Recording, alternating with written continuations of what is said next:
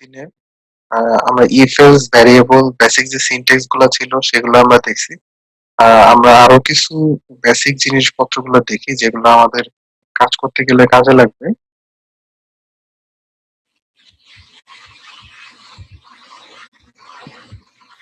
আচ্ছা, আমাদের data type হচ্ছে আমাদের প্রত্যেকটা ল্যাঙ্গুয়েজেরই আপনি কিছু না কিছু ডাটা নিয়ে কাজ করতে হয়। তো এই ডাটাগুলো যখন আপনি আহ, আহ, নিয়ে কাজ করবেন তখন সেই ডাটা টাইপ গুলো বুঝতে হবে। সাপোজ আপনি নাম্বার নিয়ে কাজ করতেছেন, তো অবশ্যই সেখানে ইন্টিজার বা ফ্লোট এই ধরনের নাম্বার সিস্টেম থাকবে। তো আপনি এখন যে নাম্বারটা নিলেন, সাপোজ আমি একটা নাম্বার নিলাম, নাম্বার 1 ইকুয়াল টু দিলাম হলো 120। ঠিক আছে, এটা একটা এরকম নাম্বার নিলাম। তো এখন আমি একটা ভ্যারিয়েবলের ভিতরে একটা মান অ্যাসাইন করছি, কোনো নাম্বার না, আমি নিচে একটা মান। ঠিক আছে? তো এই মানটা আসলে কিসের মান, কিভাবে বুঝবো? আমি এটা ভাগ নাম করলাম।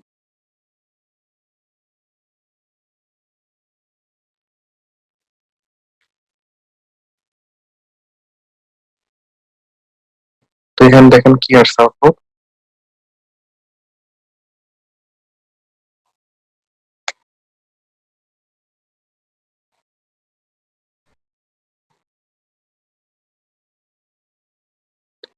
ইন্ট 120। আচ্ছা, এখানে ইন্টটা হলো আমাদের এই যে যে 120 যে না হয়েছে, এটা ডাটা টাইপ। ডাটা টাইপটা হলো নাম্বার। এখানে ডাটা টাইপ হিসেবে এটা অ্যাসাইন হয়েছে কি নাম্বার, কারণ ইন্টিজার নাম্বার। এরকম আমাদের অনেকগুলো ডাটা টাইপ আছে। আমাদের ক্যারেক্টার থাকতে পারে, ফ্লোট থাকতে পারে, দেন বুলিয়ান থাকতে পারে। অনেকগুলো ডাটা টাইপ আছে, ওগুলো আমরা দেখি একটা একটা করে। Suppose string. স্ট্রিং এর ভেতরে এমন হতে পারে যে আপনি এটা কি করলেন, 120 ক্যারেক্টার স্ট্রিং এর ভিতরে দিয়ে দিলেন। ঠিক আছে? এখন আর আপনার আহ, আগে যেমন স্ট্রিং এর বাইরে ছিল, এখন স্ট্রিং এর ভেতরে। তাহলে দেখেন এখন স্ট্রিং হয়ে গেছে, মানে এই 120 কিন্তু আর নাম্বার হিসেবে নাই। এবং স্ট্রিং যখন হবে তখন একটা ক্যারেক্টার লেন সহ পাঠা দিচ্ছে যে এটা 120 হিসেবে না, 1 2 0 ক্যারেক্টার তিনটা পাইছে এবং তিনটা লেন্থ হিসেবে রিটার্ন করে দিছে। তো আপনি যখন অ্যারিথমেটিক অপারেটর নিয়ে কাজ করবেন, কোনো কিছু যোগ বিয়োগ গুণ ভাগ, বা মনে করেন যে আপনি স্টুডেন্ট কাউন্ট করতেছেন বা পরীক্ষার নাম্বার বা জনসংখ্যা বা যে কোনো কিছু নাম্বার রিলেটেড কিছু হলে সেটা অবশ্যই আমরা ক্যারেক্টার দিব। সেটা আমরা অবশ্যই ক্যারেক্টার, মানে কি ক্যারেক্টারে দিব না, আমরা নাম্বারে রাখবো, মানে স্ট্রিং এর ভেতরে রাখবো। তাহলে স্ট্রিং এর ভেতরে কি রাখবো? স্ট্রিং এর ভেতরে আপনারা সাপোজ আপনি দিলেন, আপনি কিছু একটা লিখলেন, এই ক্যারেক্টারটা আপনি স্ট্রিং এর ভেতরে দিয়ে দিবেন। তখন যেটা হবে যে আপনার স্ট্রিং এর লেন সাথে যে আপনার আউটপুটে দুটোই রিটার্ন করতেছে। এটা ভার্টাং ফাংশনটা আসলে এই কাজ করতেছে, যে আপনি কোনো কিছু দিলে ওই ভ্যারিয়েবলের ভিতরে যে মানটা আছে প্লাস টোটাল যে ভ্যালুটা আছে দুটোই রিটার্ন করে দিচ্ছে। তো আপনি এখানে নেক্সট আরেকটা নিলেন, তারপর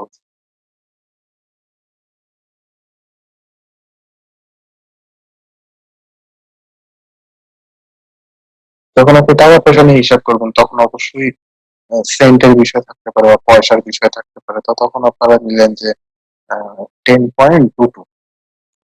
তাহলে এটা আমাদের এতক্ষণ যা দেখলাম সেই হিসেবে তো ইন্টিজার আসার কথা, কারণ কি নাম্বার নিয়ে কাজ করতেছি। 10 অবশ্যই একটা নাম্বার। আপনি যদি এখন মানিটা ভাগ ডাউন করেন তাহলে আউটপুট কি আসে? দেখেন এখানে একটা ফ্লোট। তার মানে হলো আপনি নাম্বার ততক্ষণই থাকবে যতক্ষণ পর্যন্ত দশমিক না থাকবে, তখন ইন্টিজার মানে পূর্ণ সংখ্যা। পূর্ণ সংখ্যা মানে 10 20 30 40 এরকম। কিন্তু আপনি যখন এটার সাথে দশমিক যোগ করে দিবেন তখন সেটা হয়ে যাবে ফ্র্যাকশন। হ্যাঁ, ফ্র্যাকশন বা ভগ্নাংশ। তখন এটা ডাটা টাইপ কিন্তু ইন্টিজার থাকবে না, তখন ডাটা টাইপ হয়ে যাবে ফ্লোট। তো আমরা টাকা পয়সা নিয়ে যখন হিসাব করি বা এরকম জিনিসগুলো থাকে, জনসংখ্যা নিয়ে কাজ করলে তখন অবশ্যই ফ্লোট নিবই না, ওই ধরনের কিছু থাকবে। কারণ এক মানুষ তো দুই ভাগ করা যাবে না, ফ্লোটিং দশমিকে যাবে না। যাই হোক, মানে কোনো ধরনের রিপোর্টিং বা আমাদের টাকা পয়সা বা এই ধরনের কিছু হলে সেক্ষেত্রে আমরা ফ্লোটে রাখি। আচ্ছা, দেন আমরা একটা নিলাম, একটা ভ্যারিয়েবল নেই ফলস বা ট্রু। আপনি ভ্যারিয়েবলের ভিতর ডাটা রাখলেনই ট্রু। তাহলে এখন এটা আসলে কি হলো, ডাটাটা কি হিসেবে জমা করলো আমরা ভ্যারিয়েবল দেখি। ডাটা বুল ট্রু, মানে বুলিয়ান, এটা একটা ডাটা টাইপ আমাদের পিএইচপির, যে ট্রু আর ফলস, এখানে বেশি কিছু স্টোর হয় না, জাস্ট ট্রু আর ফলস এই দুটেই স্টোর হয়। এটা আমাদের বেশিরভাগ সময় কাজে লাগে হলো আপনারা যখন ফাংশন নিয়ে কাজ করবেন তখন দেখা যায় রিটার্ন ট্রু ফলস, বা যখন ইফ স্টেটমেন্ট রান হয় তখন দেখা যায় যে কোনো একটা কন্ডিশন থাকে, কন্ডিশন থেকেও রিটার্ন হয় জিরো বা ওয়ান বা ট্রু বা ফলস, এই ধরনের জিনিসগুলো ট্রু ফলস এর মাধ্যমে আমরা তখন এই কাজগুলো করতে পারি। তো আমরা দেখবো সামনে ফাংশনে গেলে এবং ইফেলসে গেলে কিভাবে ট্রু ফলস গুলো আসে। তো ট্রু মানে হলো সত্য আর ফলস মানে মিথ্যা। কোনো স্টেটমেন্ট যদি কন্ডিশন ট্রু হয়, মানে কন্ডিশন যদি এই পাশ আর ও পাশ মিশে তাহলে এটা মিলে যায় তাহলে ট্রু হবে, আদারওয়াইজ ফলস হবে। তো এই ডাটা টাইপ আমরা এই জিনিসটা যে রান করতেছি বা পাচ্ছি, এটাকে আমরা ডাটা টাইপ বুলিয়ানের ভেতর রাখি। আর ট্রু এখানে পিএইচপি তে আমাদের অবশ্যই ওয়ান এবং ফলস হলো জিরো। দেন আমরা আরেকটা ডাটা দেখি, ডাটা টাইপ নাল।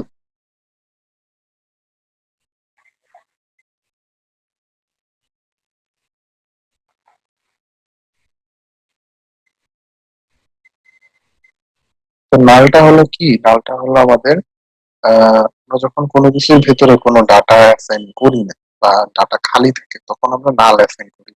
নাল মানে হলো যে আপনি কোনো একটা ডাটা দেখলেন, সাপোজ আপনি একটা ভ্যারিয়েবল ডিক্লেয়ার করলেন, সাপোজ স্টুডেন্ট, সাপোজ স্টুডেন্টের কোনো ডাটা আপনার জানা নাই, তখন আপনি ওই ভ্যারিয়েবলটাকে খালি রাখবেন না, তখন আপনি একটা ভ্যালু অ্যাসাইন করে দিবেন নাল। আদারওয়াইজ হয়ে যাবে আনডিফাইন্ড ভ্যারিয়েবল, বা এমন হতে পারে যে ডাটাটা যেহেতু নাই সেহেতু আপনি এর ভিতর পরবর্তীতে আবার ডাটা অ্যাসাইন হইতে পারে। তো এইরকম এক্সপেকটেশনের উপর ডিপেন্ড করে আমরা ডাটা টাইপ নালটা অ্যাসাইন করে দিই।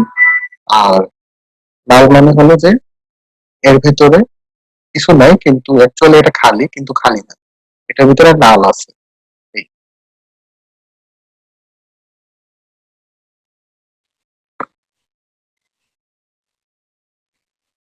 আচ্ছা, আমরা যদি শুধুমাত্র ডাটা টাইপ নিতে চাই, এই যে না আমরা এতক্ষণ যে রিটার্নটা হচ্ছিল সেটার ভিতরে দা string 10 and then I am a boy, ঠিক আছে, এখানে কিন্তু ডাটা টাইপের লেন্থ এবং পুরো জিনিসটা রিটার্ন হয়েছে, আমি জাস্ট শুধু ডাটা টাইপ, ঠিক আছে।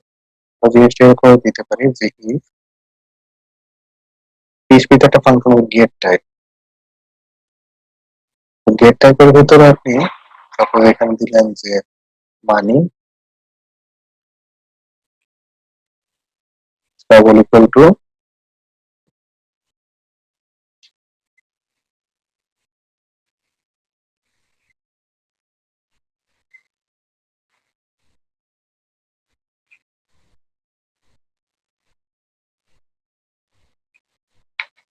আচ্ছা এখানে আমি চেষ্টা করতেছি কি যে গেট টাইপ ফাংশনটাকে কি কাজ করে আমরা জানি। গেট টাইপটা শুধুমাত্র আমাদের ডাটা টাইপটা রিটার্ন করে, যে আপনি যদি শুধু ইকো দেন, ইকো দিয়ে গেট টাইপ দেন মানে তাহলে ও যেটা রিটার্ন করবে ডাবল। কারণ হলো এখানে আমাদের 10.22 আছে, আমরা যদি এখানে নাম্বার দিই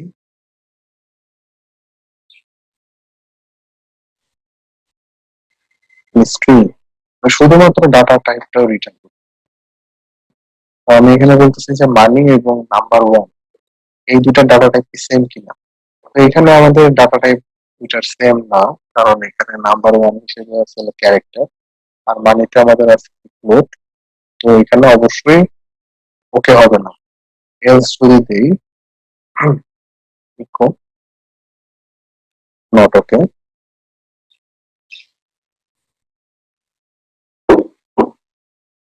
এখানে নট ওকে আসবে কারণ দুইটা ডাটা টাইপ সেম না। আমি এখানে যে ডবল ইকুয়াল টু টা ইউজ করছি এটার আমরা হচ্ছে কম্প্যারিজন, কম্প্যারিজন মানে হলো তুলনা করা, একটার সাথে আরেকটা তুলনা করা। তো আমাদের বীজগণিতে যেমন ইকুয়াল টু দিয়ে তুলনা করা হয়, এখানে আমাদের ডবল ইকুয়াল টু দিয়ে তুলনা করা হয়। আর আরেকটা আছে not equal, not equal to মানে হলো মানে সমান না, এক্সক্লেমেটরি সাইন দিয়ে বোঝা গেল নট, আপনি যদি এটা রিফ্রেশ দেন তাহলে এবার হবে ওকে, কারণ এটা সমান না, কিন্তু এটা সত্যি, এই জন্যই এটা ওকে।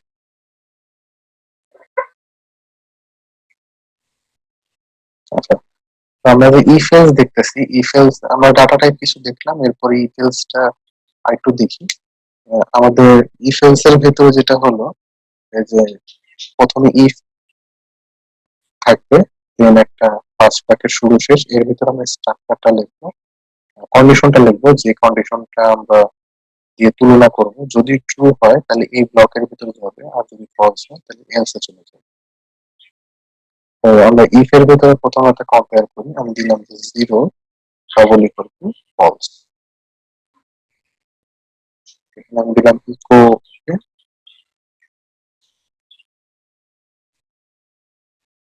ইকো, তাহলে এটা আউটপুট কি আসতে পারে? তাহলে এখানে বোঝা গেছে যে আমাদের মানে কন্ডিশনের ভিতরে ডবল ইকুয়াল টু যদি ইউজ করি তাহলে আমাদের কন্ডিশনাল ভ্যালু যদি সমান হয় তাহলে আমাদের আউটপুটে চলে আসবে। আমরা যদি এখন ট্রিপল ইকুয়াল টু ইউজ করি তাহলে কি হবে? ট্রিপল ইকুয়াল টু যেটা হলো আপনার আম, শুধু ভ্যালু না, এখানে দেখেন আগে আবার ভ্যালু কম্পেয়ার করতেছি, জিরোর সাথে ফলস এর কম্পেয়ার করতেছি। তো জিরো মানে ফলস, ঠিক আছে? তো জিরো মানে ফলস, ট্রু মানে ওয়ান। তো এখানে ভ্যালু সমান, জিরো আর ফলস এর ভ্যালু সমান, কিন্তু এটা ডাটা টাইপ কি সেম? দেখেন ফলস কোনটা ছিল, একটা হলো ইন্টিজার আর একটা হলো বুলিয়ান। আমরা বুলিয়ানে দেখছিলাম না, এই যে ট্রু তারপর ফলস ভার্ডাম দিয়ে দেখছিলাম না বুলিয়ান, একটা হলো একটা হলো বুলিয়ান আর একটা হলো ইন্টিজার। তো এখন যখন ট্রিপল ইকুয়াল টু দিব তখন হলো আপনার ডাটা টাইপ সহ কম্পেয়ার করবে। তো সেক্ষেত্রে দুটার মান সমান হইলেও ডাটা টাইপ তো ডিফারেন্ট, তাহলে রিফ্রেশ দেন, তাহলে এই যে নট ওকে চলে আসছে।